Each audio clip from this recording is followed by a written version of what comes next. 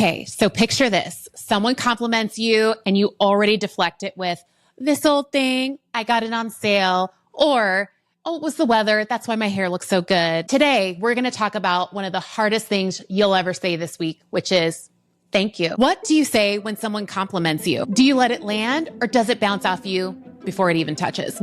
Why is saying thank you so hard without saying in addition, this old thing, oh, it was nothing, or immediately complimenting them back?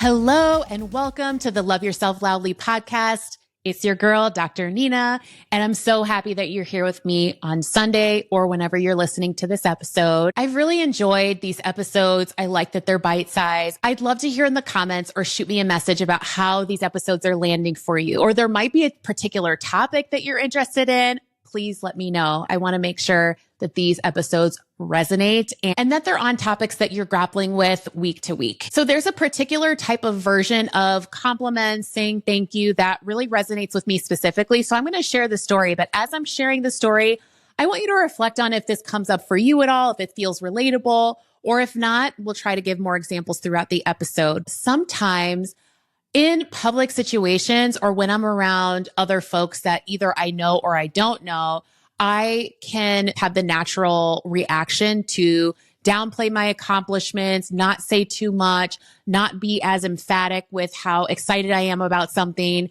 based on who is in the room and what those insecurities might be. Now, do I believe the thing that I feel really excited about? Absolutely, yes. And so that's been something that I have had to work through, because it's not necessarily that I'm trying to say something that I don't believe. It's, I do believe this thing. I am proud of myself for this thing, or I do feel that I can compliment myself on this particular who I am, how I'm showing up, etc. But if I'm around people and I'm sensing some kind of particular insecurity, I want to be sensitive to that. Sometimes I will lean towards protecting other people's feelings. So maybe you're shaking your head as you're listening to this story if you feel that too. So I might say the thing really fast. I might talk about it briefly, but not talk too much about it. Or I might pause and stop and not elaborate too much on it, because maybe I'm sensing that someone might feel insecure around the topic and I want to protect that insecurity. I want to make sure that that person is feeling comfortable in the conversation. But the hard part about that is that I'm protecting other people's comfort, but not my own. I'm feeling discomfort. I'm feeling like I'm the one that has to come in and save everyone from their insecurities. And that's not helping anyone. And it's certainly not helping me, because these are things that I'm excited about, either things that I feel excited about in myself, things that I feel proud of, or things that I've done that I really feel like need some airtime. And so I was doing myself a disservice by not talking about them. I've really worked very hard over the last decade or so on pausing, sharing slowly, and letting the reactions, if there are any, right? Like that's my anticipatory anxiety, is that I may think that people are going to have a reaction to it. And sometimes they really don't. And people can surprise you and be really happy for you. So I've really learned to slow things down, pause, take a breath, and slowly share that thing that I'm really proud of, or that thing that I feel really excited about, or just that essence about myself that I feel so embodied in and that I want to share. That is a particular lesson that I've had to learn for myself. But as you're listening, I want you to also think about, what is it that you're working on when it comes to showing up loudly in your own life?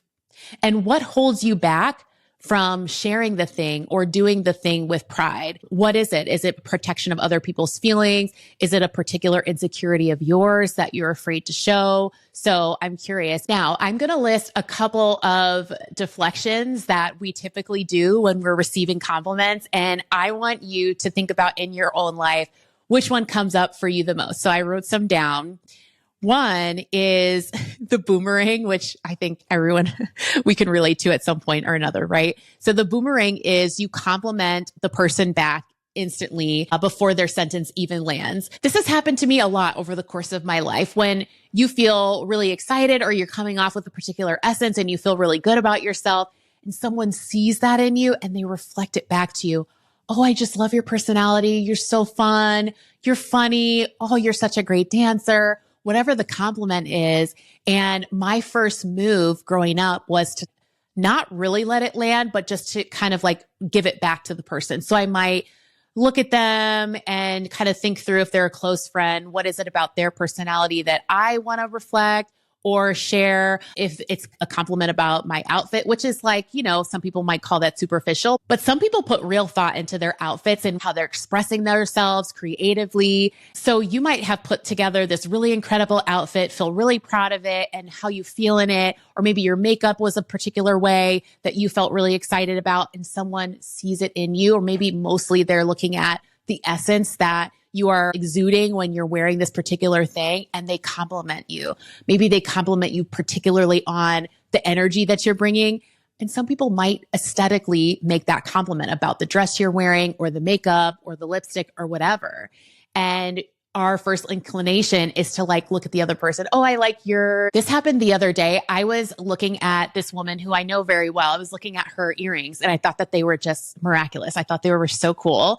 And so I just said, I can't stop looking at your earrings. I think that they're so gorgeous, period. I just wanted to give her that compliment. It's something that I was like looking at and just wanted to be honest and share that it was something that I liked. And she immediately, I don't even know if she said thank you or not, but she immediately scanned me, looked at my shoes, and she was like, oh, I love your loafers. Where did you get them from? I have a similar kind at home. So it was a very kind compliment. And I also wasn't looking for the compliment back. In that experience, I was looking to compliment on something that I was genuinely looking at and admiring and wanting her to know something about it. I wasn't expecting something back. So if you're listening and you tend to be the boomerang type, just know most people are not looking for the compliment back. They're just looking to give you a compliment on something that they're sensing about you, they notice about you, and they want you to know, which is a nice and kind thing. So that is one version. Also, there's one that is called the discount.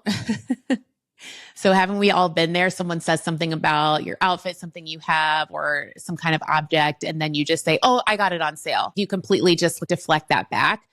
There's another one called the committee. So if you're at work and someone's complimenting you on a project or something great that you did at work, and you immediately say, oh, it was just the team, it wasn't me, which is a nice thing to share, that if there are other people contributing to that goal that you achieved, it is really respectful to make sure everyone is being accounted for when you're sharing thank you. And how are you letting that compliment land first? You know what? Thank you. Not even thank you, I worked hard for it, but thank you, period. And then say something about the committee or the people that also contributed to the work. And the next one is called the gremlin. So if someone is complimenting you and the first thing that you say is like, oh, you should see me in the morning, that's kind of saying, oh, I'm regular just like you, or I'm regular just like any human, and you caught me on an off day when I'm looking good. Again, the downplay, the deflection. Now, the reason that I'm sharing all these different versions is because I want you to identify which one lands the most for you. And these are just examples. There could be a lot more that I haven't shared. So please write in the comments some of the deflections that you can think of. And I want to also gently and compassionately name where this comes from. Being seen, being acknowledged, being recognized is vulnerability. And it triggers for us sometimes the same wound that criticism does.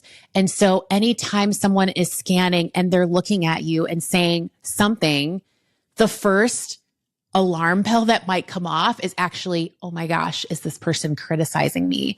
So that's why we completely and quickly deflect it back to the other person or to something else, because the criticism and the fear of that can feel so big and it can feel so overwhelming. And so I just want to bring some softness to the conversation, that there's a reason why we do that.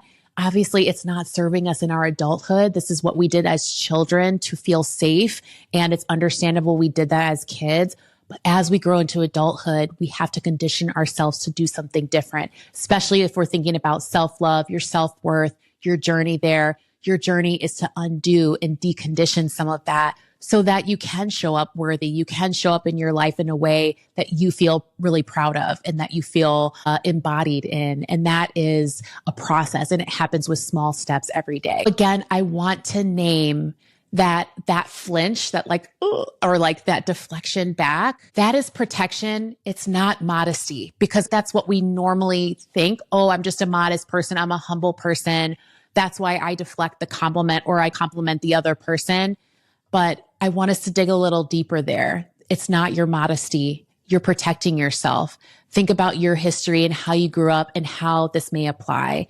And if you are feeling a little bit of tension, if you're feeling a defensiveness, that's your shadow coming up for you. Maybe this is a gentle topic that you haven't faced. And so there's grief around that. There's grief around, why didn't my caregivers growing up show me what this looks like, showing me that it's okay to be big, it's okay to be my full self, it's okay to be loud and to take compliments and to let them land, and that it's safe to let them land. There's real grief in that. Obviously, there are steps to change it, but facing the grief is really important too. So in episode 10, we talked a lot about the golden shadow. So if you want to go back to episode 10, please do. But just a quick reminder, it's a really important piece of yourself that you might have stuffed away. But now in your adulthood, it's your job to claim the gold of who you are, because that weird, quirky, whoever you believe that you are, the funny person that you are, that needs to come alive so that everyone around you can benefit from it. Because if you are able to claim exactly who you are, it just gives other people licensing to do the same. And they feel more connected to you when you're real and you're honest and you show up exactly how you want to. I also want to talk about the daily gaze for a minute. It makes total sense for me to talk about it now. So the daily gaze, again, it's a free practice that you can sign up for. Just look in the comments for the link there. It's a practice that helps you meet yourself for exactly who you are. And you guys have heard me say this before, but it's not looking in the mirror and saying 5 nice things about yourself that you don't believe. It's about meeting yourself in the mirror and letting things land exactly how they are in the moment. The daily gaze, it's a quick practice, but it starts with presence, meeting your own face, your own presence, your own essence with kindness, the presence of who you are. So you're not judging yourself, none of that. You're just noticing what comes up for yourself when you're present with yourself. And meeting yourself in the mirror is about removing that urge that you want to perform, because that's what we do interacting with other people. So if we can be present with ourselves without performance, that's the inward practice of what I'm talking about here, which is accepting the compliments from someone else. That's the outward practice, but it's the same recognition within itself. When someone compliments you, you don't have to prove that you deserve it in some kind of way, because that's sometimes what we do, is that we say thank you and then we prove, oh, I worked hard for it, etc. Whatever you typically might say. It's about staying present with what is actually being said about you just long enough for it to be true. Letting it land first, taking it in, maybe shaking your head just as you let it digest, saying, you know what? Wow, this person does see me. This person sees who I am, the things that I love, the essence that I'm bringing to this conversation. They appreciate it, and I appreciate it too. Again, this is the goal, but we start with short practices to get us there. It's not going to happen overnight. Sometimes you will just do the flinch and the deflection right away, and you're gonna be like, oh man, I did it again. Giving yourself lots of love along the journey, that you're not gonna get it right every time, but every time you do accept it, every time you do say thank you and nothing else, take that moment in, congratulate yourself, tell yourself that you're proud of yourself, that you did take it in. The more and more you condition yourself to accept it, the better and better it feels over time. It's not going to be a first time like, oh, this feels so wonderful.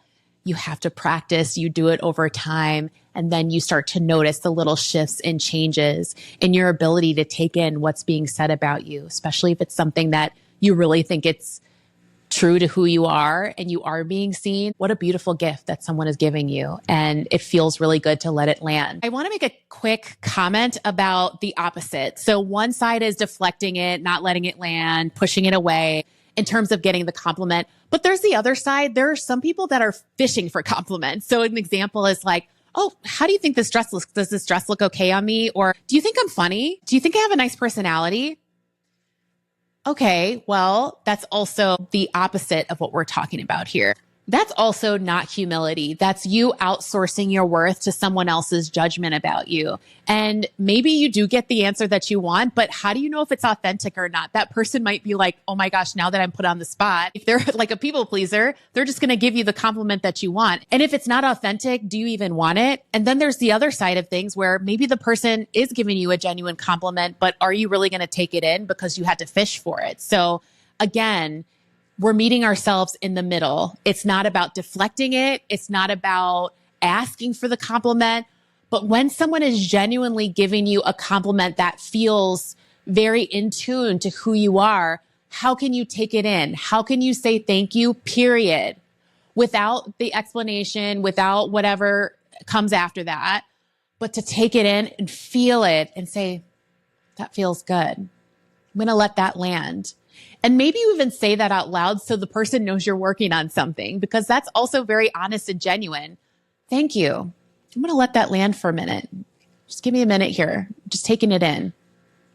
I think that's very honest. And I think it's all a part of the work that we're all doing. And maybe you're modeling for the other person how to take in the compliments themselves, because this is something that is typically uncomfortable for most people. You're definitely not alone. Again, the practice is allowing yourself to accept the compliment, saying thank you, period, and letting it land, and not explaining it as something you worked hard for.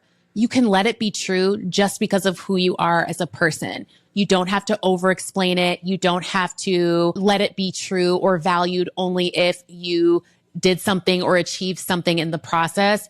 It can just land, period. And that's conditioning your self-worth and your self-love. It's a muscle. It needs conditioning every single day. Again, some days we're good at it. Some days we take a step back and we do the deflection, or we ask for the compliment from the person. Being gentle with yourself is the name of the game. And the more you practice, the better that you get. I also want you to check in with your body when I said, just let it land. Don't over-explain yourself.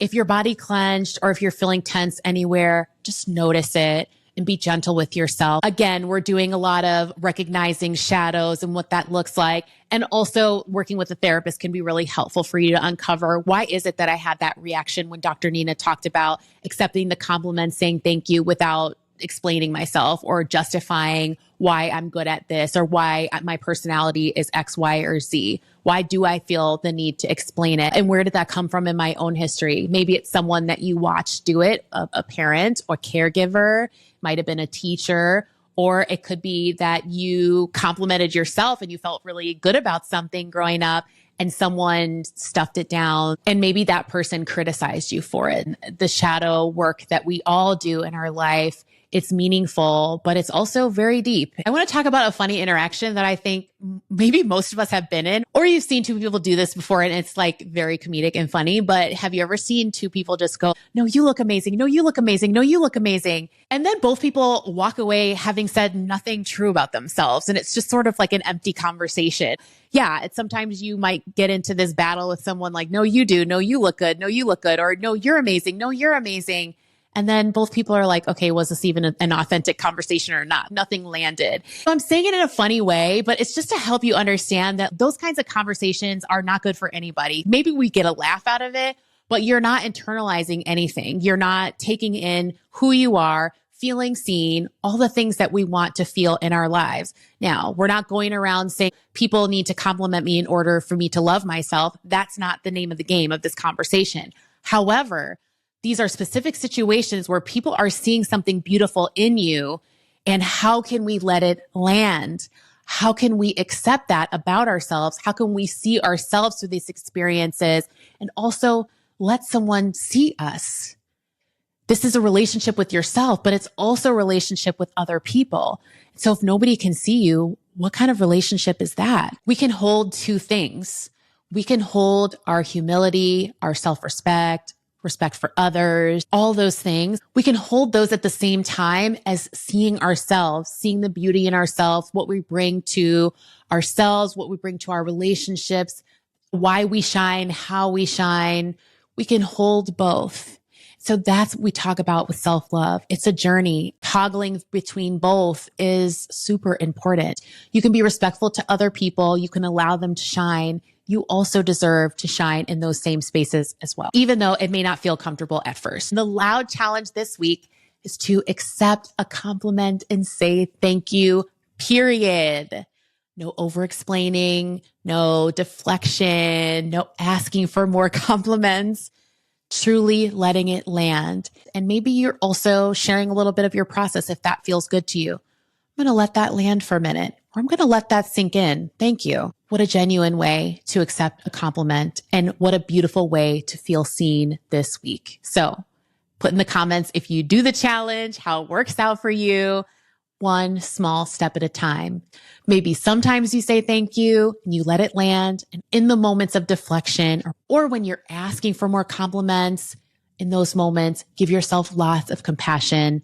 We are all working towards these goals, and they're not going to happen overnight. And we are not perfect beings. We are not assumed to show up perfectly every time. It's okay to be a little bit messy here and there, right? That's the beauty of life. What's your signature deflection move, and who taught it to you? What compliment did you receive that you did not actually let land? This week, can you say thank you, full stop, and let it land? I'm Dr. Nina, and this is Love Yourself Loudly podcast. I'll see you on the next episode.